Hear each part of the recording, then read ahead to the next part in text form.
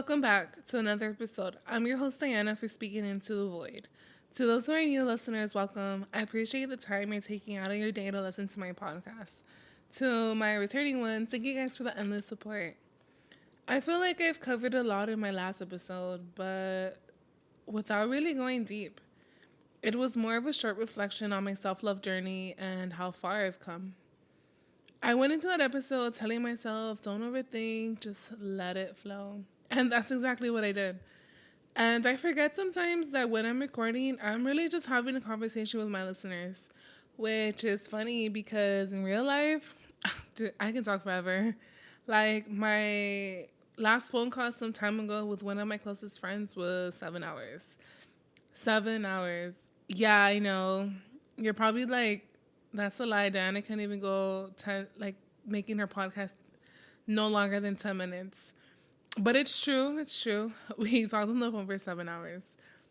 With the people I'm close to, we can just talk about anything and everything nonstop. So clearly, I need to bring that same energy here. And trust me, I'm working on making my episodes longer this year. But the reason why I bring this up, because that same friend, the one that I talked to for 7 hours, has called me out more times than I can count. She's always like, Diana, you run from how you actually feel. And I'm here just like, no, I don't. Like, I'm fine. So many scenarios I've gone through, and I'm just like, it's fine. It is what it is, and move on. And today, we're talking about something I'm really bad at, sitting with my emotions. Not distracting myself, not sprinting away, not pretending I'm fine, just sitting, feeling, existing. This episode is for anyone who runs from their emotions like they're being chased because, hi, that's me. So let's start where this habit even came from. This episode came from me realizing how often I learned to move forward without really processing how things felt. In my episode about being vulnerable, I have mentioned for most of my life, I didn't know how to handle my emotions. Whenever something heavy came up, sadness, anger, loneliness, hurt, my first instinct was to avoid it. I would distract myself, stay busy, write free writes, laugh it off, push it down, anything but actually face what I was feeling. I didn't know at the time, but that was survival mode. It was little girl me trying to protect herself and feeling she didn't know how to hold. When you grow up like that, those habits follow you. Like, I didn't wake up one day and decide to run away from my emotions. It's just something I learned. I don't know if, it had anything to do with me not feeling seen, understood, or, afraid to open up. In other words, I felt as if I didn't want to be too much or a bother.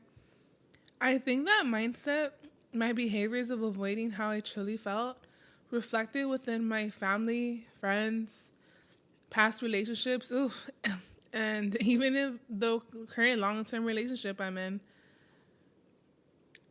It was a feeling of being scared to speak up, afraid of what others would think, feel of how I truly felt towards something.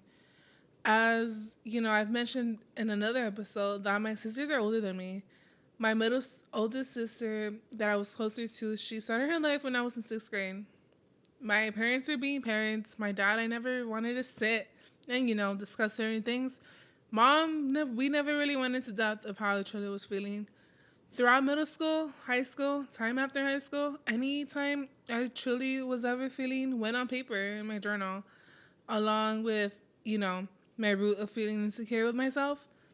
In any situation, I'd feel like my feelings would just cause tension and conflict. So what did I do to avoid feelings and run and not fully deal with how I truly was feeling? My feelings were like, run, Diana, run, like Forrest Gump. I don't know, I just had to add that in there. That became normal for me. And what's scary is how normal it felt. That was the beginning of me learning how to keep things to myself. It's funny enough that I'm currently living through something that made this episode feel necessary for me to record. I want to share something gently because this episode comes from a place of reflection, not blame. I realize that I'm in the middle of a situation where there's a distance in a family member, and it started from a miscommunication that I take responsibility for. I've apologized.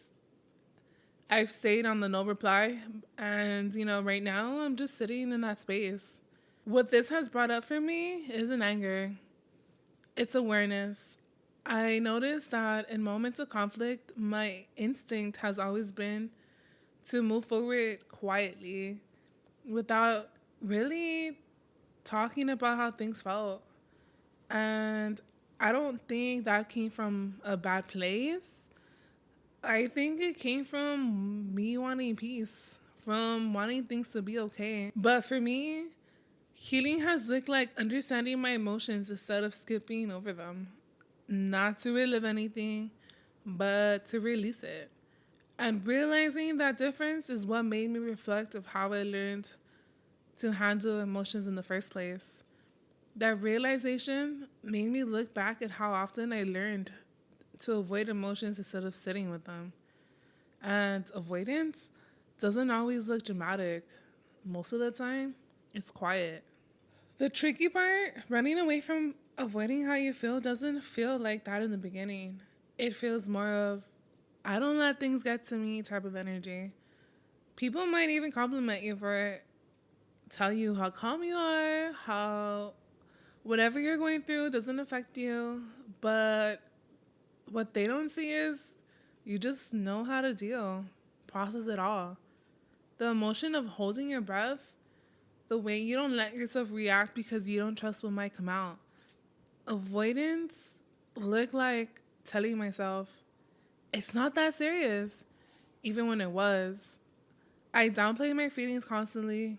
I'd compare my pain to other people's and convince myself I didn't deserve to feel that way like I did. Like others had it worse than what I was going through and how I was feeling. And it also looked like humor. So I joked my way out of uncomfortable feelings. I laughed at things that actually hurt me. I turned pain into jokes. It's quiet in my avoidance. And that's why it lasted so long. It's like that saying, laugh now, cry later, is how I've always saw how I felt. I'd crack a joke to convince myself not to feel. Avoidance showed up in how I communicated too. I'd say things like, it's whatever, I don't care, I'm chill, I'm good. But those words were just shields. They kept people from looking closer. They kept me from looking closer. Throughout my life, I've been put in situations where I wasn't okay with something or things bothered me. So I would convince myself that everything was fine and it wasn't worth a talk about. So instead of speaking up, my emotions of how I felt, I went quiet. The quiet wasn't peaceful, it was heavy. Avoidance also looked like emotional disconnection. So I'd feel myself shutting down in serious conversations, my mind would drift, my body would tense, and I wouldn't even realize I was even checking out until later. I avoided emotional conversations because I didn't trust what would come out if I opened my mouth, if I opened that door. I was scared. I wouldn't know how to stop, once I started. Scared I'd cry, scared I'd say too much, scared I'd feel too much. So instead, I controlled myself by not feeling at all. And the wild part, I thought this was normal. I thought everyone lived like this. So I've been told by the friend that I mentioned in the beginning that she's the one that's called me out when I previously have told her certain situations I've gone through. She's just like, no, Diana, it's okay to feel stop acting how you felt at the time. Doesn't bother you. I'm just here laughing girl, what? I am feeling it's so whatever's. But she's a good friend. she's the one that actually asks like how you feel and so much else. So slowly I've opened up to her, like, about certain situations of my feelings I've chosen to avoid. Here's what nobody tells you. When you don't process emotions in real time, they don't disappear. They store themselves in your body, your reactions, your relationships. So instead of feeling sadness when it happened, I felt irritability weeks later. Instead of addressing her, I built quiet resentment. Instead of expressing disappointment, for a long time, I thought avoiding my emotions was keeping me safe.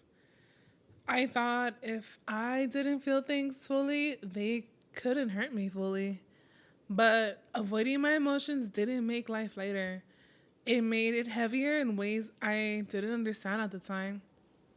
Ignored hurt, didn't stay quiet. It showed up as distance. I pulled away from people without really knowing why. I'd feel disconnected even when I wasn't alone. The hardest part was confusing how it all felt. I'd have moments where I snapped at someone I cared about and immediately thought, why did I react like that? I'd feel irritated by the small things and then feel guilty for it. I'd feel overwhelmed and not know where it was coming from. Because the truth was, I wasn't reacting to the moment. I was reacting to everything I hadn't let myself feel before. Avoiding my emotions also affected how connected I felt to myself. I didn't trust my instincts because I wasn't listening to my emotions. And when you don't trust yourself emotionally, you second guess everything. I know because, clearly this is me. Decisions felt harder. Boundaries felt confusing. My needs felt unclear. In every situation I've ever been in, I wasn't reacting to what was happening. I was reacting to everything I hadn't let myself feel. In many situations in my life, I realized at some point I had to pause and be honest with myself. Not in a dramatic, life-altering way, just in that quiet, uncomfortable way where you can't unsee something you once noticed it. I kept telling myself I was healing, that I had grown, that I was doing better, and maybe in some ways that was true. But when I really sat with it, I realized a lot of my healing was just me getting really good at avoiding anything that made me uncomfortable. I was calling it peace, calling it maturity, calling not wanting to create problems. And for a long time, that worked. I could move forward. I could function. I could show up like everything was fine, but there was signs I was ignoring. Like how certain situations still made me tense, how some conversations lived rent free in my head, how I could say I'm okay and mean it, but only on the surface. I noticed how quickly I jumped to it's fine before I even checked in with myself of how I actually felt. I noticed how often I told myself I don't need to talk about it when it really meant was I just don't know how. And that's when it clicked for me. Healing isn't supposed to feel like constantly holding your breath. Avoiding feels familiar because it keeps things calm on the outside. Healing feels unfamiliar because it asks you to sit with things on the inside. And I realized that I'd been chosen familiar. Not because I was weak, it's because, I don't know, that's what I learned. I learned that talking things through could feel risky, that emotions could complicate things, that moving on quickly was easier than slowing down. So, of course I avoided it. But realizing that didn't make me feel ashamed. It made me feel aware. Because awareness is a moment you stop repeating patterns automatically. And once I saw I was avoiding, not healing, I couldn't unsee it. I mean, it didn't mean that I suddenly knew what to do next. It just meant that I knew I couldn't stop pretending silence was the same thing as peace. That realization didn't come with closure, it came with honesty. And honestly, that's where healing actually started for me. And once I noticed that pattern, I started to pay attention to all the conversations I kept having in my head, but never out loud. And that's when I had to ask myself a hard question. This is something I didn't even realize I was doing until I actually slowed down and paid attention to my own thoughts. I I'd have conversations in my head or, in the shower. I mean, who doesn't talk to themselves in the shower? Or maybe it's just me. I don't know. But anyways, and not just the casual ones. I mean, like full detailed conversations. Like, I'll imagine how it starts, what I'd say, how I say it, the tone of my voice, their facial expression, their response, my response to the response. Sometimes I'll even imagine myself keeping myself together, which, let's be honest, it's imagination. And then I never really have the conversation.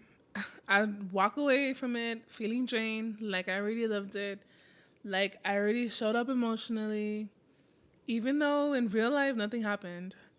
And for a long time, I told myself that was maturity. I told myself I was being patient, that I was choosing my battles, that I was protecting my peace. And some days that's true, but other days, if I'm really being honest with myself, I wasn't even protecting my peace. I was protecting myself from feeling, because saying how you feel is risky. It opens the doors to being misunderstood, to your feelings being pushed away, to having someone see you in a way you can't control. So instead of taking that risk, I'd rehearse. I tell myself, okay, maybe I'll bring things up later. Maybe now's not the right time. Maybe it's not that serious. And I became really good at convincing myself that silence was the responsible choice. But here's what I started noticing. Those conversations I didn't have, they didn't go away. They replayed when I wasn't alone. They popped up when I wasn't trying to relax. They showed up as overthinking, tension, emotional exhaustion. They show up as 3 a.m. thoughts. And sometimes they showed up as distance, me pulling back without really knowing why. And that's when it hit me. Avoiding the conversation didn't mean I was avoiding the emotion. I was just carrying it quietly. And carrying emotions quietly doesn't even make them lighter. It makes them heavier, because now you're holding the feeling and the silence. I also realized something else that was hard to admit. I didn't avoid these conversations because I didn't care. I avoided them because I cared too much. I cared about keeping the peace. I cared about not hurting anyone. I cared about being too much. And somewhere along the way, I learned that my feelings could be inconvenient. So instead of expressing them, I internalized them. And that pattern felt familiar. It felt like something I learned on early. That moving on quickly was better than slowing down. That talking things through would create tension. That silence was safer than vulnerability. But sitting with my emotions made me realize something important. Silence isn't always peaceful. Sometimes it's just unspoken. And when things stay unspoken, they don't disappear. They just get worse. They turn into self-doubt, into second-guessing, into emotional exhaustion. And realizing that didn't make me feel guilty. It made me feel aware. Aware that I don't need to have every conversation perfectly. Aware that honesty doesn't have to be dramatic. Aware that Speaking up doesn't mean creating conflicts, but it also made me realize that before that I can even have those conversations with anyone else, I have to be honest with myself first. I have to admit when something affected me, when something stayed with me longer than I expected, when silence isn't costing me more than the truth would, and that's still something I'm learning. I'm not suddenly fearless. I don't always say the right thing. And I definitely still rehearse sometimes. Not sometimes, like always. But but now when I catch myself doing it, I pause and ask, am I staying quiet because it feels right or because it feels safer? And that question alone has changed a lot for me. So instead of rushing myself to finally say all the right things, I started practicing something that felt just as uncomfortable: sitting with feeling first. Once I started noticing my patterns, the avoiding, the rehearsing, the silence, I realized something else. I didn't know how to sit with my emotions. I knew how to distract myself. I knew how to keep busy. I knew how to joke things away. But sitting with a feeling without fixing it, without explaining it, without pushing it away, that felt weird. At first, I thought sitting with my emotions meant I had to understand them immediately. Like I needed clarity or reason or some kind of lesson, but that just became another way of avoiding. So, what did I do? I started small. Sometimes sitting with my emotions literally meant sitting in silence for a few minutes instead of grabbing my phone. Not trying to do anything productive, just trying to calm myself down and noticing. And honestly, it was uncomfortable. My mind wanted to rush to label the feeling, to make it make sense, but I kept reminding myself, I don't need to solve this right now. I just need to stay. There were moments where emotions came up and my instinct was to judge myself for them.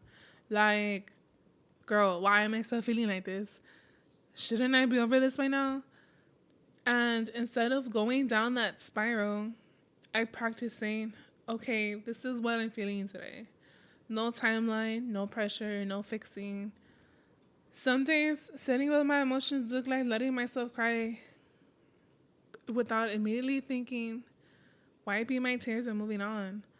Not apologizing to myself for it, not telling myself to be stronger, just letting things happen. Other days, it looked like admitting I was frustrated or sad, even if I didn't even know why. And that was just hard because I've always wanted my feelings to be justified. But emotions don't need permission to exist, they just need space. Over time, something shifted.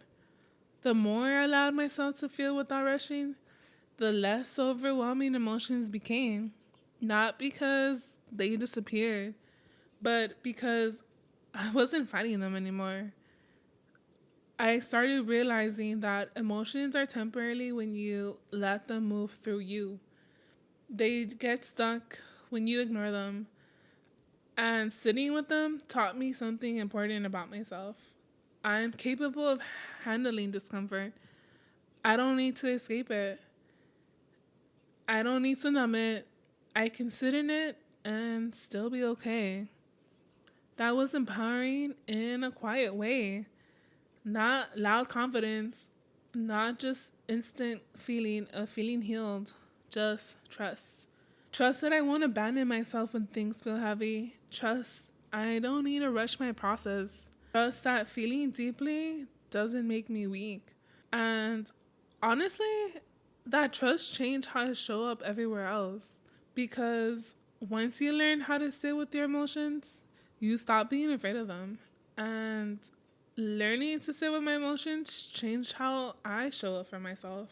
What I'm slowly learning is once I stopped running from emotions, I started noticing small changes of how to show up for myself. Nothing dramatic, no overnight transformation, just quiet changes that will soon all add up. I know I need to listen to myself more, which we all know. Anyways, not just when things felt good, but especially when they don't.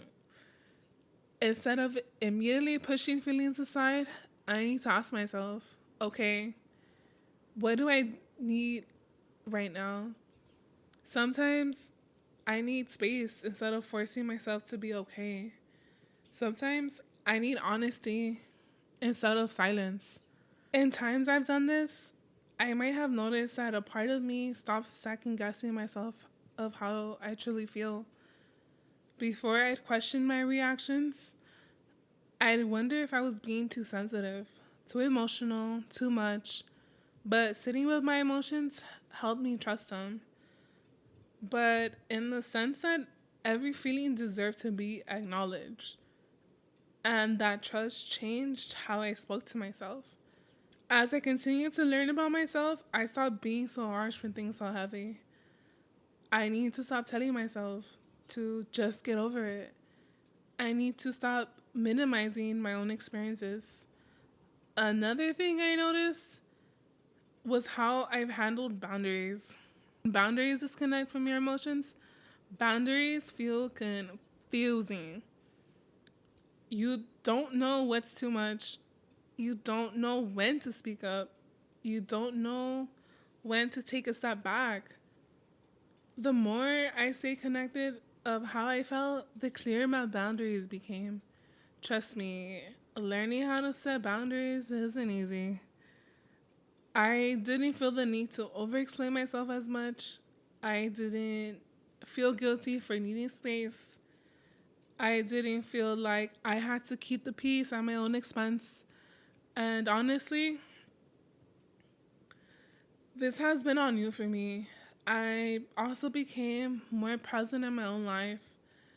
I wasn't just moving through things with no emotions. I was actually noticing how moments felt. I could enjoy things without feeling them, and when things felt hard, I didn't immediately try to escape them. That balance made me feel more grounded with myself. Like I was finally living my life instead of avoiding it all. And I just want to be clear about this part. This didn't make everything easy. I still have moments where I want to avoid them. I still rehearse conversations. I still get uncomfortable with emotions sometimes, but the difference now is I don't abandon myself in those moments. I don't feel myself. My feelings are inconvenient. I don't rush past them just to look okay. I stay. And learning how to express myself has been a process. Because when you're on your own side, everything else feels less overwhelming.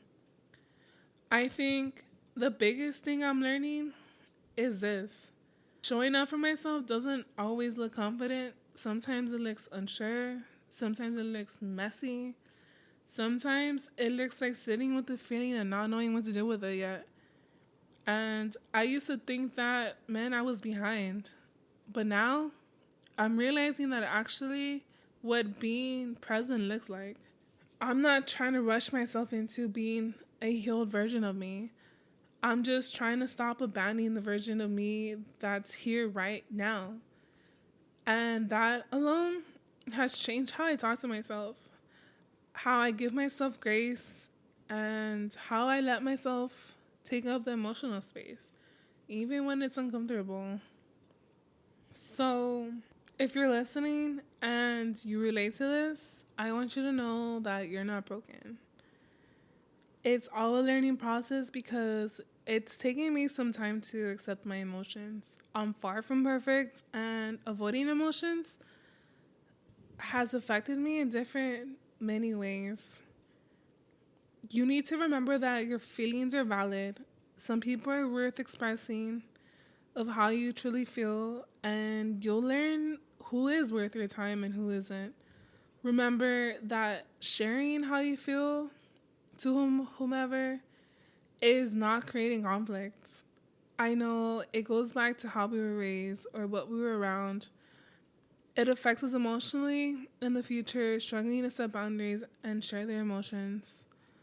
You're learning, and we're all unlearning things together. Thank you to anyone here in my episode. I appreciate your endless support. If you enjoyed my episode, if you were able to relate with this episode, do me a favor and follow me on Instagram at Speaking Into the Void podcast. Until the next episode, take care of yourself, continue to be true to yourself, and keep speaking into the void.